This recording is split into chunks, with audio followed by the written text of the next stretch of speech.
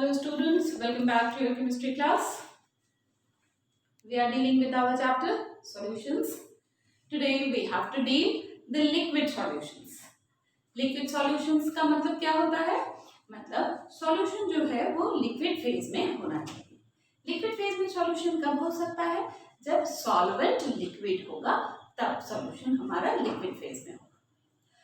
Last class में हमने देखा था कि सॉल्वेंट में गैस घुला हुआ होता है तो क्या क्या इफेक्ट होता है. आज हम लिक्विड सॉल्वेंट में लिक्विड ही घोलेंगे और तब देखेंगे कि वेपर प्रेशर का क्या होता है. दैट मींस आज हम लोग एक नया लॉ पढ़ेंगे. That law is known as Raoult's law. Raoult's law के ऊपर जाने से पहले हम एक नई बात सीखते हैं. That is vapour pressure. आज हमको सीखना है कि लिक्विड में जब हम लिक्विड को मिलाते हैं तब क्या होगा.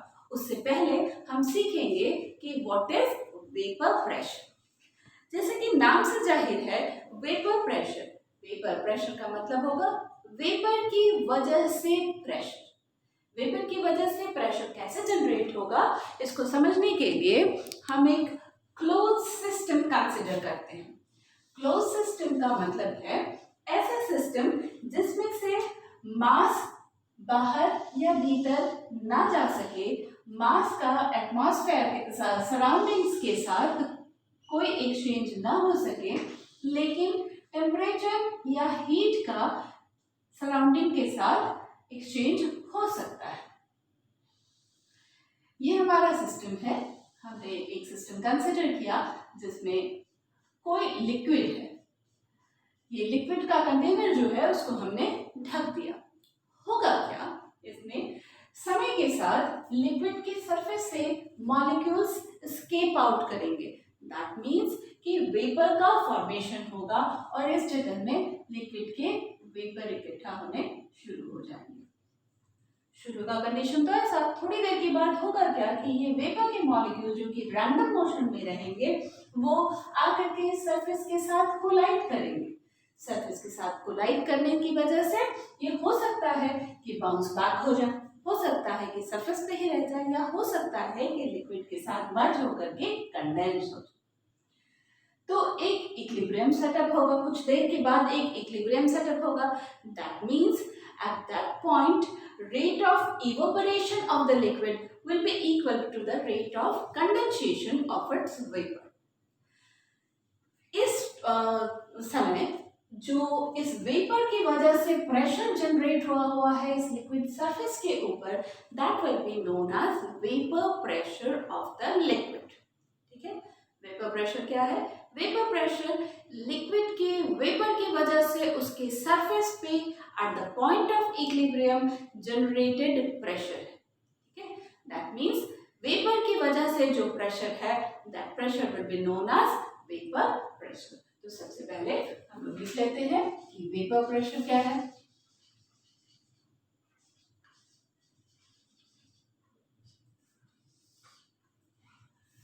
It is the pressure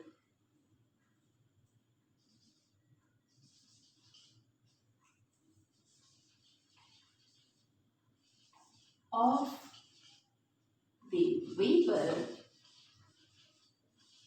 of a liquid over its surface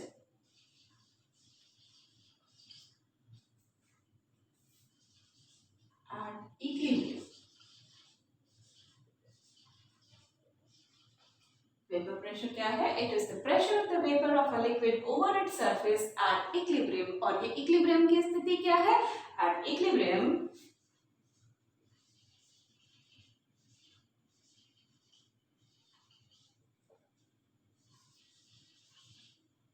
rate of evaporation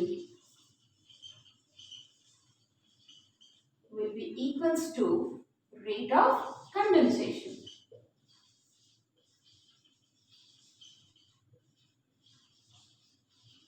ठीक है बात.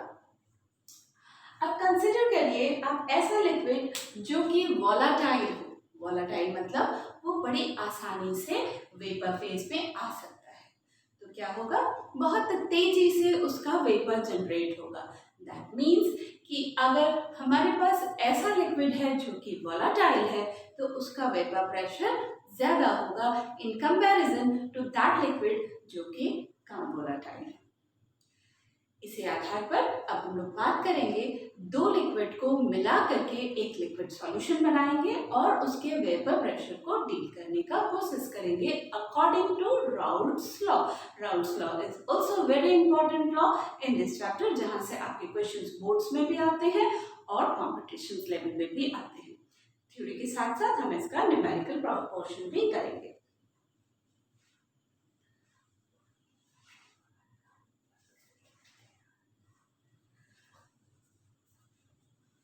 Let's move on to our topic.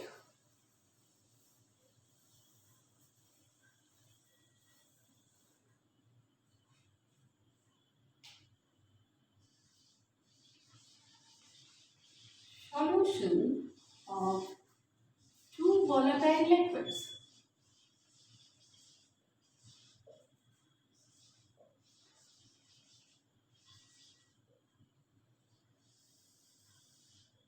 मान लेते हैं कि हमारे पास एक सॉल्यूशन है जिसमें दो कंपोनेंट है, दो लिक्विड मिला हुआ है।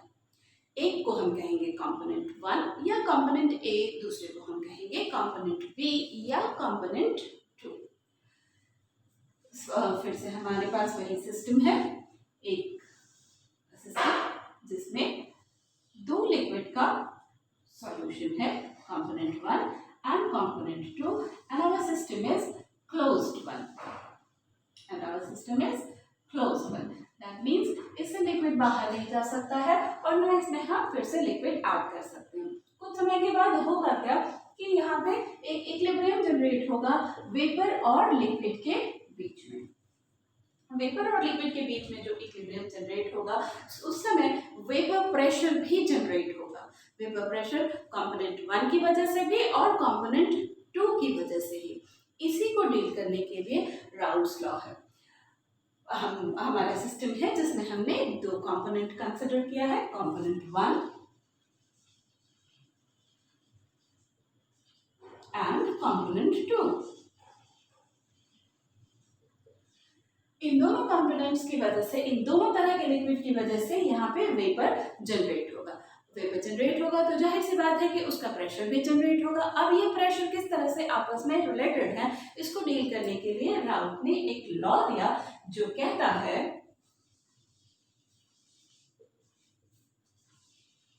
This is a very important law. ये कहता है the vapour pressure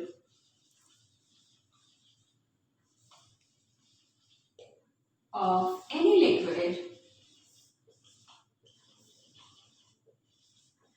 is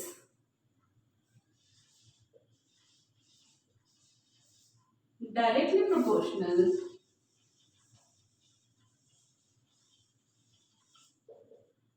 to its mole fraction.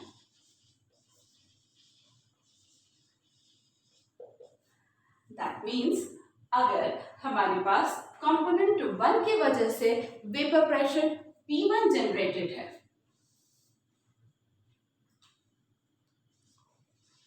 For component 1 अगर हमारे पास वेपर प्रेशर P1 है कंपोनेंट 1 की वजह से, तो this will be directly proportional to x1 where x1 will be the mole fraction of the component 1। अगर हम इस प्रोपोर्शनैलिटी साइन को हटाएंगे, then we will get P1 equals to some constant, let it is P1 not x1। मान लेते हैं कि यहाँ हमारा जो कांस्टेंट है that is P1 not। Now we will ask what is P1 not? We will see. Similarly,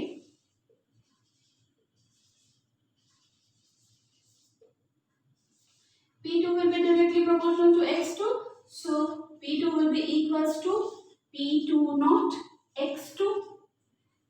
Here P1 not and P2 not is the vapor pressure of 1 and 2 in their pure form.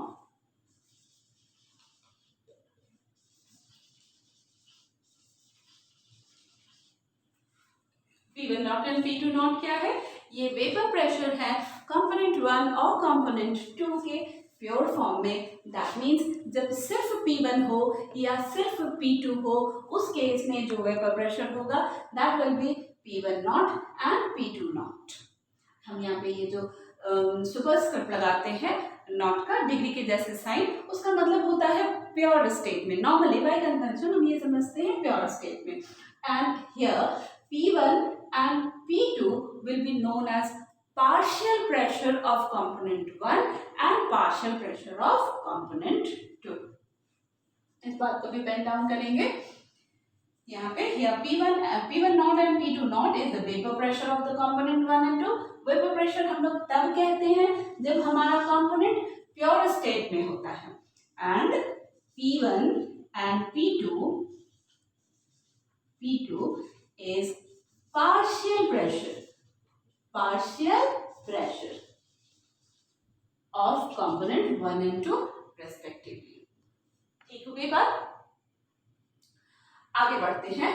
ये बातें थी Raoult's law के according. तो हम ऐसा भी कह सकते हैं राउल्स लॉ के लिए अगर हम दूसरा स्टेटमेंट देना चाहें, अगर हम बात करना चाहें राउल्स लॉ को दूसरे शब्दों में, तो we can say that in case of solutions of volatile liquid, the partial pressure of any component will be the product of the vapor pressure of that component and its mole fraction. Raoult's law को हम दूसरा भी statement दे सकते हैं. क्या? the partial pressure of any component is equals to the product of the vapor pressure of that component and its mole fraction. Okay, तो आप कोई भी डेफिनेशन दे सकते हैं, कोई भी स्टेटमेंट दे सकते हैं राउल्स लॉ के लिए. अब ऐसा करते हैं हम कि अकॉर्डिंग टू डाल्टन्स लॉ में चलते हैं.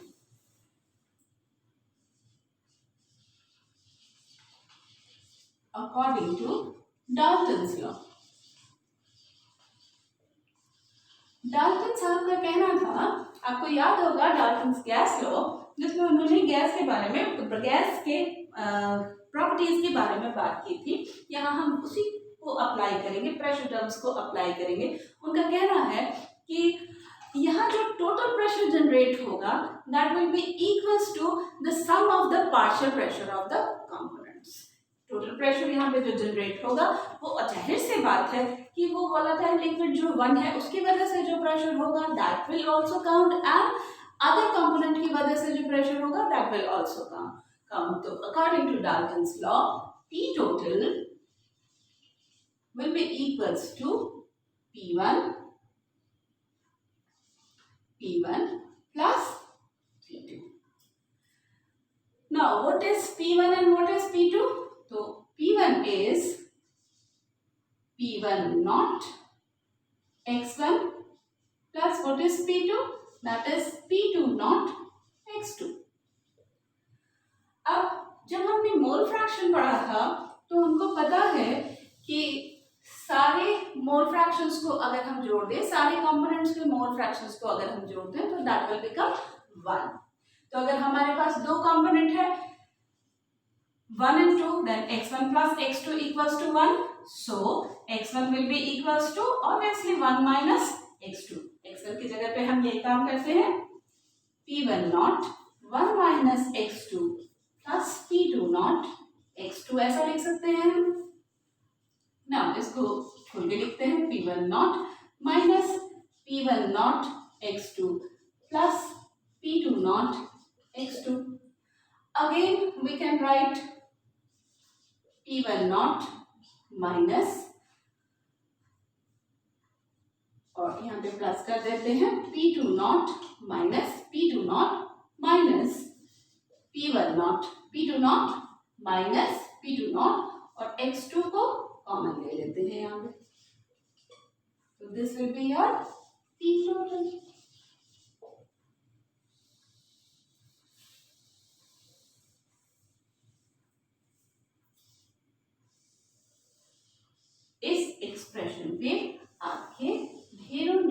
एक्सपेरिमेंटल प्रॉब्लम्स सॉल्व होंगे and this is the derivation of Raoult's law. ये राउल्स लॉ का मैथमेटिकल रिप्रेजेंटेशन है। नाउ अब बात करते हैं इस इक्वेशन की। ये इक्वेशन किस फॉर्म में है? This equation is in the form of y equals to mx plus theta.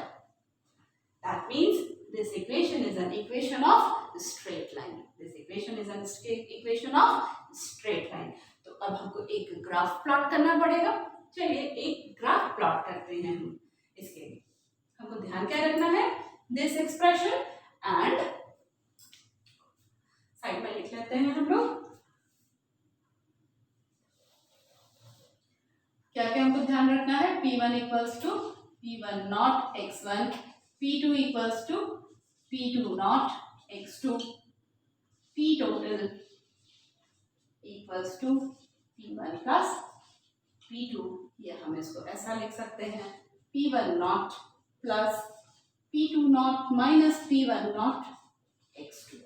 अब इसको हम प्लॉट करते हैं। If we plot a graph between partial pressure or vapor pressure versus mole fraction, एक एक्सिस पर हम वेपर प्रेशर रखते हैं, दूसरे एक्सिस पर हम मोल फ्रैक्शन को रखते हैं।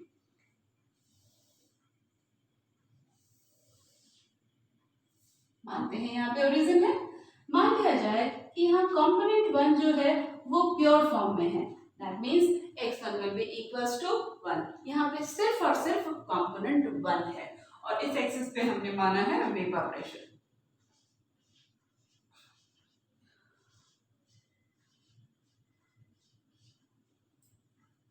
अगर मोल कंपोनेंट 1 है दैट मीन्स सिर्फ प्योर फॉर्म में लिक्विड है, तो उसका जो प्रेशर होगा that will B it's vapour pressure. मानते हैं कि प्रेशर यहाँ पर है, यहाँ पे हम इसको लिख सकते हैं। सिर्फ वेपर प्रेशर की बात हो रही है तो it should be represented by P1 not. इसमें अब हम दूसरा लिक्विड मिलाना शुरू करते हैं। तीसरा लिक्विड मिलाना शुरू करेंगे दैट मीन्स कि इसमें हम एक दूसरा लिक्विड ऐड कर रहे हैं दैट इज कंपोनेंट 2 ऐड कर रहे हैं। इस वक्त कंपोनेंट 2 का मोल फ्रैक्शन है 0। दैट मीन्स जो प्रेशर है that is only due to the component 1। जैसे जैसे हम सेकेंड कंपोनेंट को मिलाते जाएंगे x2 का वैल्यू बढ़ता जाएगा, x1 का वैल्यू घटता जाएगा। दैट मीन्स मोल फ्रैक्शन घटता चला जाएगा। अगर x1 घटता चला जाएगा तो ऑब्वियसली पार्शियल प्रेशर भी घटता चला जाएगा and the graph will become like this. Graph का स्लोप नेगेटिव होगा और धीरे धीरे करके ये इस एक्सिस को टच कर लेगा। एट दिस पॉइंट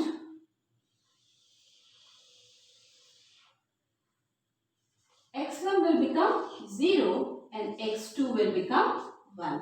यहाँ पे x1 जो है उसका फ्रैक्शन 0 हो गया and x2 will be the complete component। अगर x2 यहाँ पे completely मौजूद है then यहाँ जो प्रेशर मौजूद होगा that will be P2 not. मान दिया जाए यहाँ पे जो प्रेशर होगा that will be P2 not. Second component की बात करते हैं। सेकेंड कंपोनेंट x2 यहाँ पे 0 है, यहाँ पे 1 है। जैसे जैसे x1 को हम मिलाते जाएंगे x2 घटता चला जाएगा।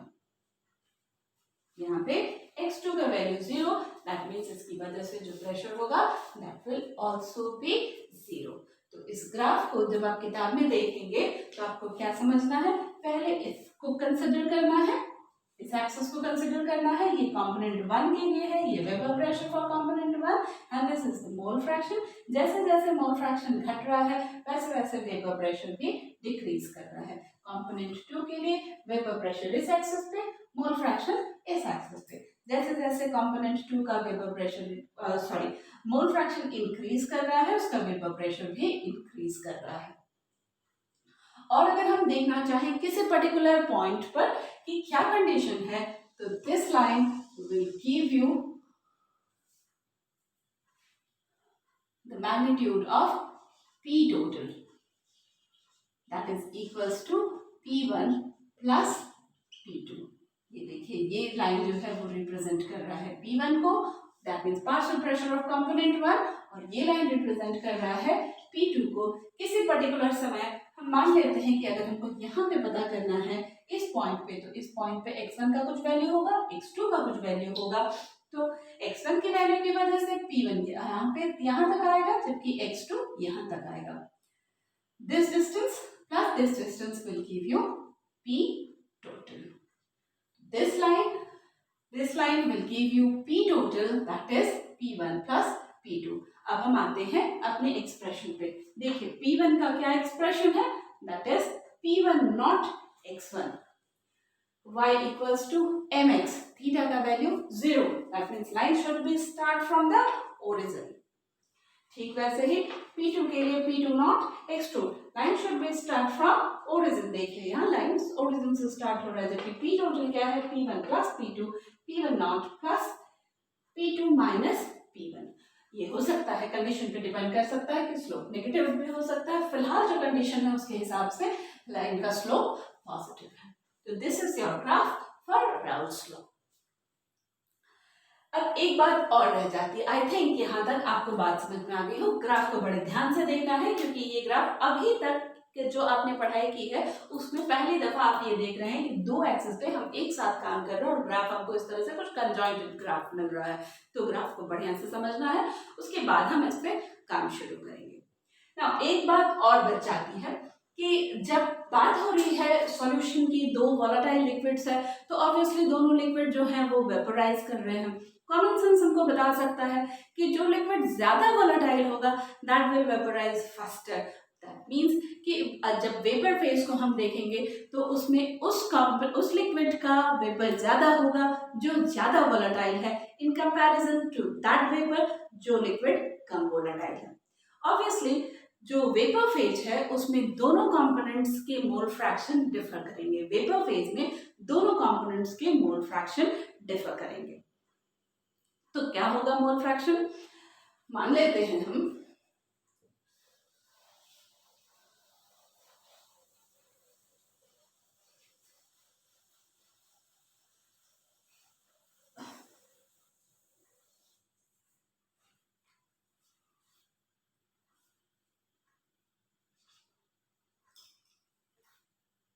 mole fraction of the components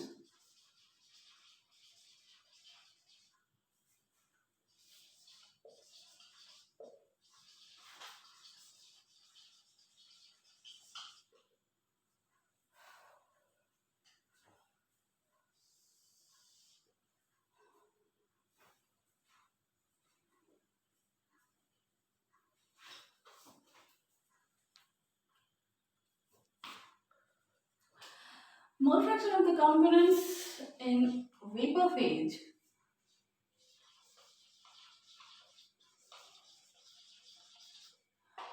may be related to the partial pressure. Let Y1 and Y2 is the mole fractions of components 1 and 2 respectively.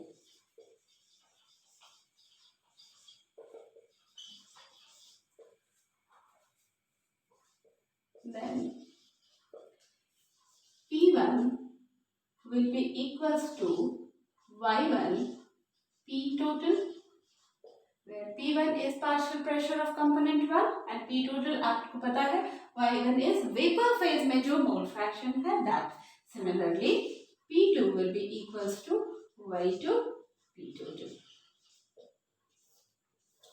इस पे भी बेस्ड आपको कुछ सवाल आपकी किताब में मिल जाएंगे। आई होप कि आज का क्लास आपको अच्छे से समझ में आया होगा। वीडियो को अगर नहीं समझ में आया है तो दोबारा देखिए, अच्छा से समझिए, क्योंकि इस पे बेस्ड हम आगे कल फिर काम करेंगे और इक्वेशन को हम फिर से कंसिडर करेंगे।